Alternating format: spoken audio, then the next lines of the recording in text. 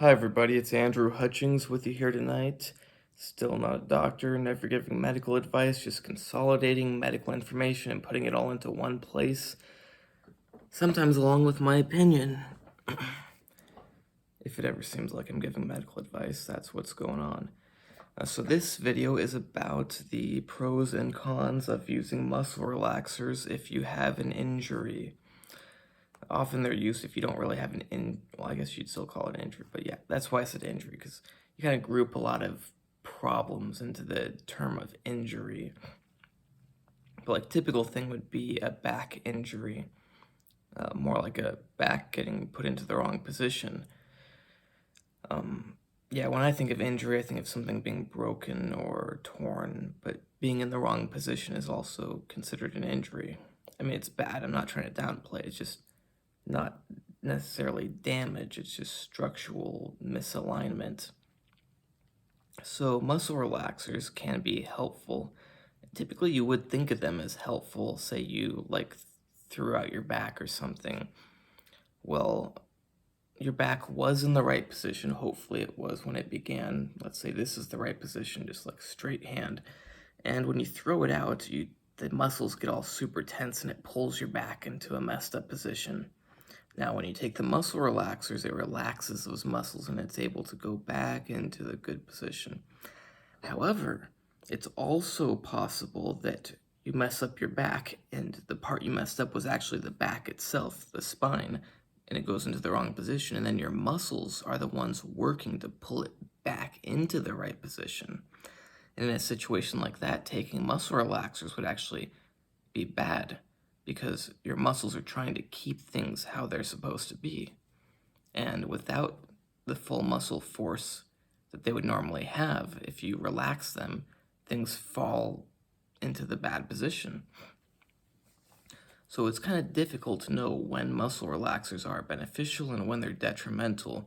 And really, it would take some sort of imaging or a good chiropractor or just someone who's very skilled at being able to feel or see your spine and know what position it's in. And yeah, but the problem is, on top of seeing what position it's in, you'd have to know if that position is due to the muscles pulling it into that position, or if it got into that position and the muscles, that the tightness in them is secondary to that bad position, actually trying to pull it back into the proper position. So really, really hard to tell. So I don't know how much you'll actually benefit from this video, but if somehow you could figure that out, then you could be more wise about the use of muscle relaxants, because you don't want to take them if it's going to make something worse. So on top of situations like that with the back, muscle relaxants, same thing. Technically, I think they're just called muscle relaxers. I don't know if muscle relaxants is a real word. But yeah, muscle relaxers, you could use them for all sorts of injuries. It's not as common, but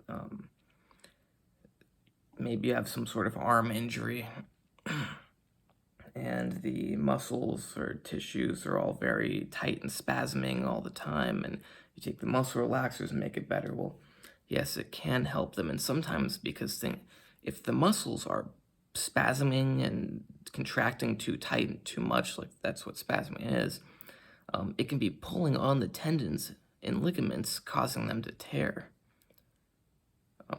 Think about it like you're trying to slowly, so say you have a rope and one end you're like stitching it to another thing.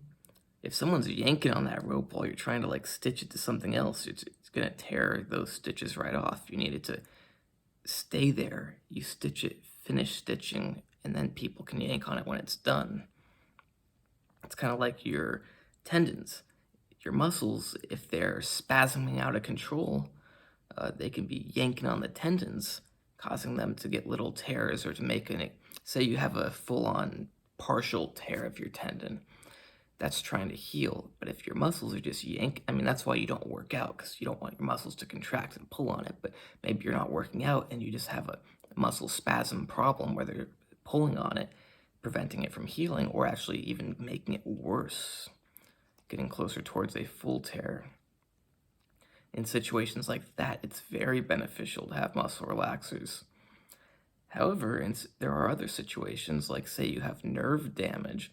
Now, muscle relaxers tend to be central nervous system depressants.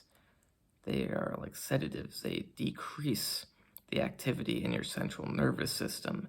They decrease and diminish the signals that go along your nerves, from your brain to your body, or along nerves in your arms or wherever.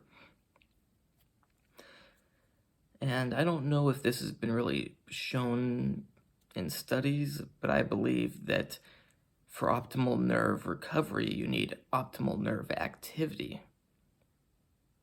You want good nerve signals traveling down the nerve for it to be able to heal properly. If you diminish the nerve signals going through it, I do not believe it can heal as good as it should. Now, I found that to be the case in myself, because I actually had very bad nerve damage in my left arm. Luckily, it's good now. And I had tendon and ligament tears, so the muscle relaxers were very helpful for them. But I noticed that it seemed to affect the healing of the nerve of my arm. So yeah, there's pros and cons, and you gotta weigh them and figure out if there are any potential cons in your situation. And then once they are done benefiting you, you typically want to discontinue it, because if something's not benefiting you, it's probably harming you. It's very rare that something has no side effects. So if it's no longer giving you good effects, it means the only possibility is that it's either giving you bad effects or no effects at all, and it's very rare that it's going to do nothing at all. So yeah, muscle relaxers, they can be very helpful in some situations, but they can also be detrimental in others. The key is knowing what your situation is and making the best, most informed decision. I hope you like this video. Please like and subscribe, especially if you like the video. Why not like and subscribe and help me out? Comment, and check out my Instagram, natural_true_fitness. And you can hire me for what you do in the gym advice. People like to call that training advice. What to eat advice. People like to call that diet advice. What pills to pop advice, supplement advice, and consolidating medical information, putting it into one place, easy to understand for you, along with my opinion, not medical advice. Yeah, have a good night.